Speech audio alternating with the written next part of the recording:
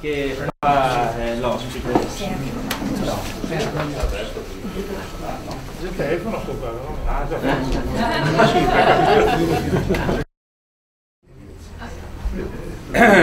Allora,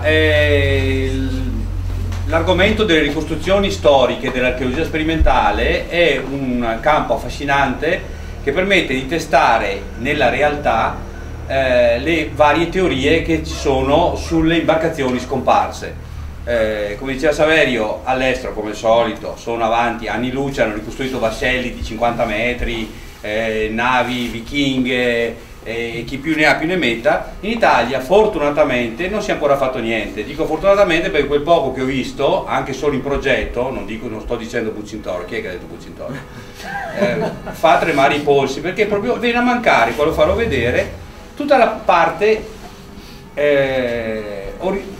dell'origine del lavoro. Cioè non si può fare un lavoro di ricostruzione storica se non è basato su tutto ciò che ci è arrivato dal passato, altrimenti si fanno delle bellissime cose con quello spirito meraviglioso che ci accomuna dell'improvvisazione, prima faccio dopo penso. Questa è la cosa comune, ideale, per cui stress niente, imparto meno che meno, eccetera eccetera. Alla Confartigianato per scegliere un'imbarcazione da costruire all'interno del corso tenuto da Matteo Tamassia, di fare la seconda ricostruzione dopo la gondola che avevamo fatto, la gondola settecentesca, proprio finalmente per poter vedere nei canali veneziani, invece delle solite gondole finte di cartone che si vedono a volte in regata storica o per le ricostruzioni cinematografiche, vedere finalmente delle barche che avessero un minimo di base scientifica. Allora, naturalmente questa è la gondola che avevamo fatta precedentemente e vedete appunto la linea abbastanza diversa rispetto appunto a quella che vedete qua alle mie spalle e a quella successiva, quindi un ferro di prua molto grande, uno scafo molto lineare. Invece appunto il nostro lavoro è cominciato dalla ricerca delle fonti. La ricerca delle fonti è importante perché vanno esaminate tutte le fonti che possono essere l'iconografia, quindi vedete anche rarissime incisioni dove si vedono le gondole e altre imbarcazioni che fanno da corteo al Bucintoro. Questa è una rara incisione del Canal Grande e non credo sia una licenza del pittore il fatto che fossero così pieno di imbarcazioni, e si vede appunto questa gondola antica che non ha ancora i ferri, che ha ancora una struttura diciamo a barchetta. Successivamente per esempio c'è questo quadro molto interessante che c'è al Museo Storico Navale di Venezia, che rappresenta l'arruolamento delle milizie, e si vede appunto oltre le galeazze, le galee grosse dove prendono posto gli armati che vengono stipendiati, si vedono queste bellissime gondole cinquecentesche, simili appunto a questa. Vedete ancora il felze molto semplice, formato come qua, vedete, da due archetti con delle mazze, con dei bastoni. Il gondoliere soprattutto, vedete, non ha tutto il complesso sistema di soralai dove appoggiare i piedi, però ci sono già i due trastolini davanti che sono in legno naturale, e il ferro comincia comincia a svilupparsi da semplice protezione della prua, come nei sandoli per esempio dei Bragozzi, comincia a salire verso l'alto e a prendere questa forma particolare, che dopo vedremo una volta finita ha un sacco di significati, però in realtà nasce da delle cose molto più semplici. Fra i vari appunto illustratori, incisioni, questo qua di Veceglio che mostra appunto le novisse portate in barca. Anche qua si nota appunto le coperte che sono ancora tonde, come vedete qua nella barca vera, non è ancora nato lo spigolo che caratterizza la gondola, la forcola molto rovesciata in avanti, quella di poppa a due morsi come si vede qua nell'incisione di Franco, vedete, e anche qua interessante, vedete il ferro comincia già ad aprirsi a ventaglio, quindi da semplice lama comincia ad aprirsi. I denti, che erano prima i veri chiodi che trattenevano il ferro, invece adesso sono saldati al ferro stesso, quindi cominceranno a diventare quel pettine che conosciamo. Particolare molto interessante è la ferramenta del timone di poppa. C'è sempre la femmina del ferro di poppa che si trova ancora all'inizio del Novecento, c'erano ancora delle barchette che avevano ancora la ferramenta del timone. Anche questa qua è stata esaminata, appunto confrontata, tenendo naturalmente conto che il disegnatore comprime le immagini. Vedete che chiaramente le proporzioni non possono essere prese direttamente dal quadro. Perfino a questo Bruegel, per esempio a Monaco, in uno stranissimo paesaggio nordico, c'è una piccola gondoletta che se ne va da sola, vedete, sempre con le stesse caratteristiche, no? Bellissimi i dipinti di Heinz, il giovane. Qua siamo a Murano, a una bellissima festa, e c'è una grande quantità, vedete, di gondole di tutte le fogge, però appunto accomunate sempre da questo ferro che adesso vedete si sta proprio ripiegando verso il basso e darà forma alla pala attuale. Dietro ci sono bissone, peote, come una grande peota qua, una bissona lì nello sfondo. È interessante, che merita un viaggio fino a Malamocco, vedete, questo dipinto che è un ex voto, che rappresenta una famiglia evidentemente ricca, che sbarca dalla gondola dopo aver preso un colpo di bora, possiamo dire, in laguna, una grande sciroccata. Vedete, i gondolieri sono spaventati, i gondolieri sono quelli scalzi, invece i nobili sono quelli altri che sta scendendo dalla gondola, e questo è un grande quadro che può essere chiaramente un ex voto, però ci permette di intravedere la gondola. Vedete il ferro di poppa che è nascosto dietro, quello di prua, e il felze con il caratteristico anche con questo legno che vedete lateralmente, che è questo, vedete, questo qua che poi diventerà il Pusiol. Era questa sbarretta inclinata che poi diventerà il Pusiol. Ecco qua, per esempio, per capire la precisione di un autore bisogna guardare nei dettagli. Se guardate appunto come è fatta la forcola, capite chiaramente, vedete proprio le sfaccettature fatte col ferro a domanichi, quindi chiaramente questo la barca ce l'aveva davanti ed era un ottimo osservatore. Particolare interessante, vedete il ferro, abbiamo fatto un po' fatica a fare queste foto perché è una posizione scomoda, e il cappello del gondoliere che se ne sta andando nella laguna in tempesta. Di fisico di queste barche qua non è rimasto nulla, è rimasto solo 2 monconi di ferro che, essendo appunto uno è al Museo Correr, un altro alla Lente Gondola, che sono stati rilevati accuratamente e sono serviti ad Hervas per fare queste ottime riproduzioni che poi vedete qui sulla gondola, naturalmente optando per un materiale moderno per ovvie ragioni di uso. Questo qua è l'unico pezzo di gondola antico esistente e difatti è in deposito invisibile ai più al museo. Vedete, qua ho cercato di sovrapporre il rilievo che abbiamo fatto del ferro al dipinto e devo dire che la corrispondenza è abbastanza buona, proprio si vedono proprio questi denti arrotondati, insomma è stato molto utile. Ecco qui un po' una tavola di sintesi dove appunto si vede come dalla barchetta carpaccesca piano piano il ferro, ricordate il dipinto del Moro del Museo Navale, poi la pala che si allarga e anche la poppa cambia un po' meno, diciamo. Ecco, in questo secolo il ferro di poppa e di prua era perfettamente simmetrico. Allora abbiamo detto iconografia, oggetti di archeologia navale, e l'altra cosa invece molto interessante sono i manoscritti navali. I costruttori, i maestri d'ascia, anche se apparentemente così a prima vista non sembrano estremamente accurati, eccetera, lavorano con molta precisione, solo che non lavorano con i disegni come noi li conosciamo, ma hanno dei taccuini di appunti e il sesto, come tuttora adesso fanno i tramontini. Una mezza paginetta è già sufficiente per avere tutte le misure disponibili della gondola. Al massimo c'è il profilo dello scafo laterale.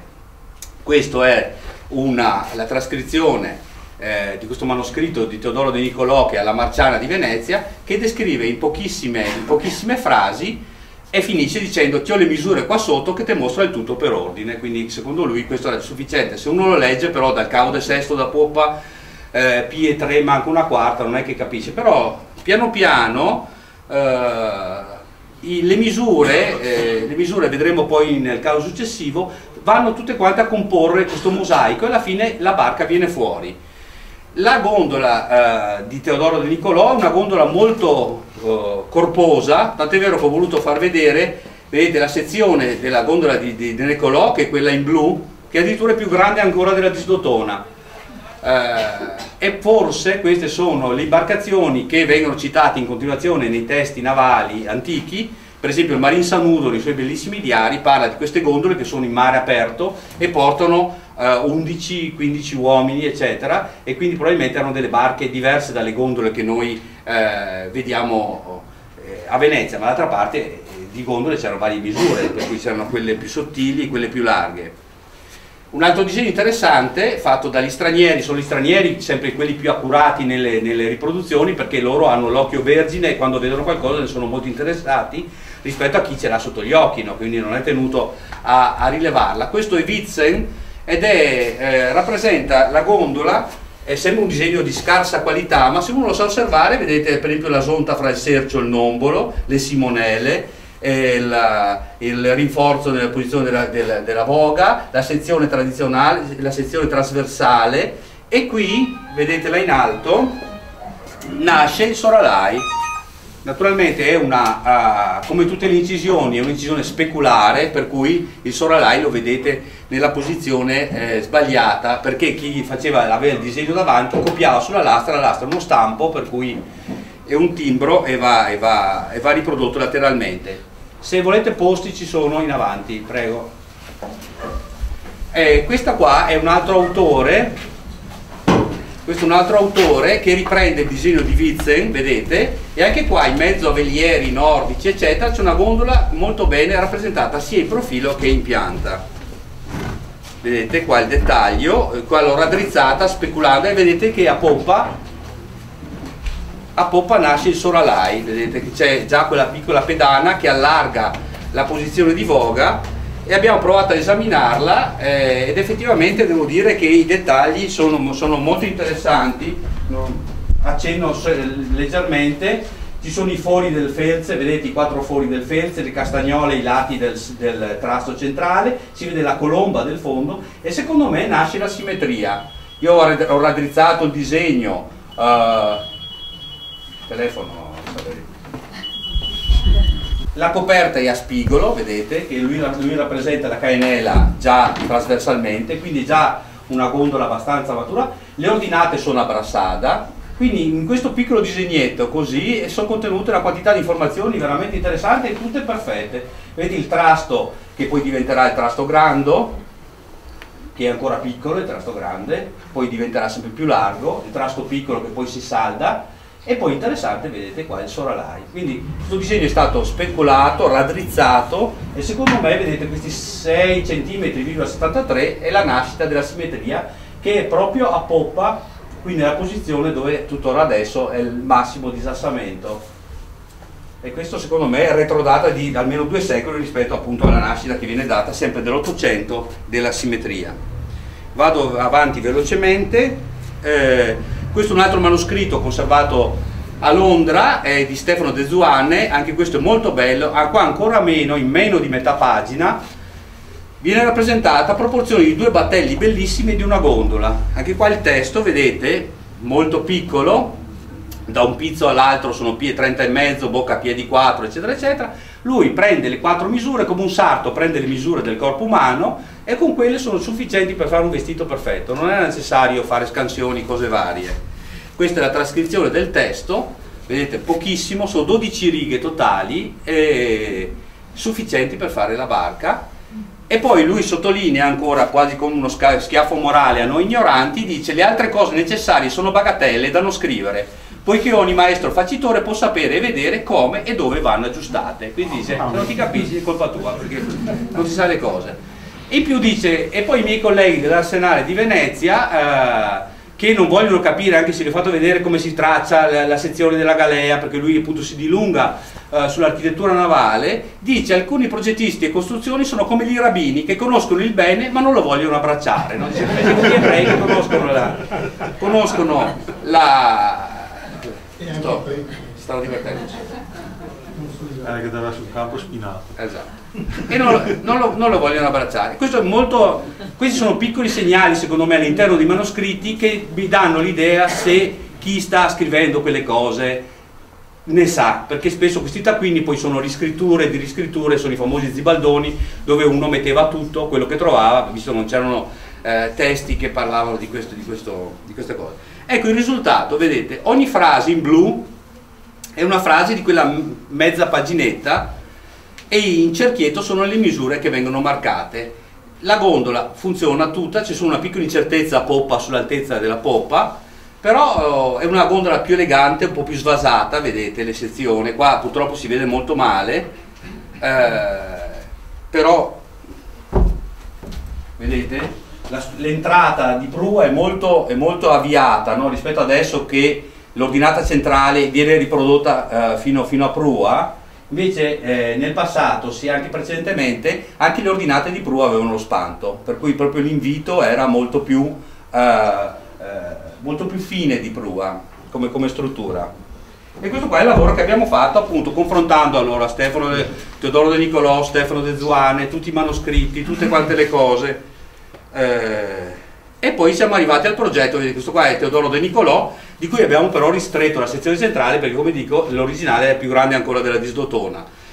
Di grande aiuto secondo noi è l'uso della barca, perché appunto il fatto di dover ospitare 2 persone sedute, più 2 davanti, più il vogatore eccetera, ci costringe a lavorare dentro una gabbia ben precisa di misure, e questo è stato di grande aiuto per evitare insomma di sbarellare fuori.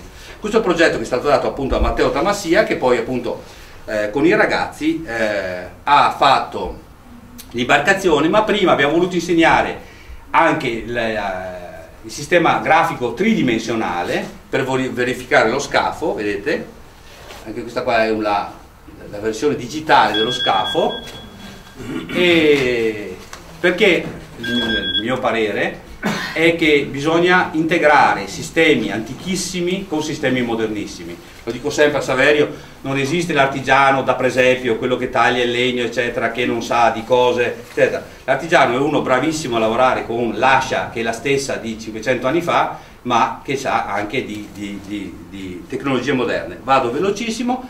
Abbiamo fatto il modello, questo è il modello della barca che vedete qui dietro di me, con le proporzioni dell'omino, la struttura del felze, la prova di navigazione, vedete, quindi abbiamo messo il modellino in acqua per vedere poi se corrispondevano, se l'acqua, vedete, tocca giusta la forcola di poppa e il pizzo dell'asta, la paletta del ferro di prua, questo qua, e qua siamo noi vestiti da pagliacci che stiamo lavorando alla regata storica. Naturalmente anche questo qua, io sto scherzando, ma anche i costumi fanno parte di una ricerca scientifica. Possono essere fatti come il Carnevale di Venezia con le bambolette e con le cose noleggiate, se no uno può fare una ricerca storica proprio sui costumi. Quindi non è quello che facciamo, ma è come lo facciamo che fa la differenza. Questo per me è importante, e tutto questo va fatto prima di fare il lavoro. Moltissime persone mi dicono: cosa te pare? Sì, ma se mi chiami dopo il lavoro è già fatto. Tutto questo lavoro va fatto prima di agire. Questo è sempre la gondola di navigazione. Il prossimo passaggio, speriamo, se ci daranno i soldi per fare un altro corso, potrebbe essere questo qua, di ricostruire la più antica gondola di cui abbiamo notizia, che è quella carpaccesca, quelle bellissime eleganti barchette che si vedevano nei teleri del Canal Grande.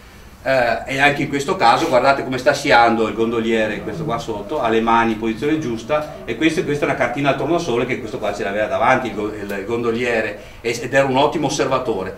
In questa gondola si saliva e si scendeva di prua, era una specie di mezzo da sbarco, si affiancava la prua, il nobile scendeva sulla zenia, che è bianca, la vedete là come negli alberghi di lusso, e quindi se Matteo è d'accordo e se ci daranno i soldi, sarebbe il caso di la prossima volta completare questo panorama storico facendo anche questa gondola 4-5centesca, di cui vedete il modello eccetera. Tutto il resto naturalmente lo trovate o sul nostro libro della gondola o sul nostro sito in internet. Grazie.